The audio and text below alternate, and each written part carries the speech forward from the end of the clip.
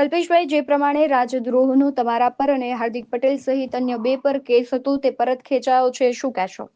ગઈકાલે નામદાર સુરત શહેર પ્રિન્સિપલ ડિસ્ટ્રિક્ટ જજ દ્વારા બાબતે સરકાર તરફથી વિડ્રોની જે અરજી કરવામાં આવી હતી કેસ પરત ખેંચવાની એને ગ્રાહ્ય રાખી છે અને ગઈકાલે નામદાર કોર્ટે આ બાબતે ચુકાદો જાહેર કરી અને હું મારી સાથે હાર્દિકભાઈ, ચિરાગ દેસાઈ અને વિપુલ દેસાઈ ચારેય ઉપરથી જે રાજદ્રોહનો કેસ હતો એ સરકાર પરત ખેંચવાની જે અરજી છે એને માન્ય રાખી હોય જે અનુસંધાને ગઈકાલે કેસ વિડ્રો થયેલ છે. જે અલ્પેશભાઈ, સતત એક સવાલ થઈ રહ્યો છે અને વિપક્ષ પણ ક્યાંક ને ક્યાંક આક્ષેપ કરી રહ્યા છે કે ભારતીય જનતા પાર્ટીમાં આપ સર્વે હોવાથી આપના કેસ પરત ખેંચાયા છે, તેને લઈને શું માનો છો? આમાં ભારતીય જનતા પાર્ટીમાં હોવાથી કેસ પરત ખેંચાયો નથી.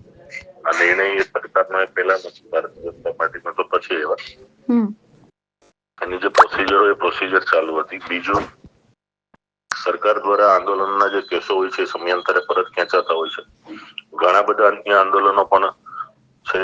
અમારું પણ પાટીદાર સમાજનું જે આંદોલન હતું, બીજા પણ આંદોલનો છે, એના પણ કેસો સમયાંતરે પરત ખેંચાયા છે. તો દરેક લોકો ભારતીય જનતા પાર્ટીમાં હોય ને કેસ પરત ખેંચે એવું નથી.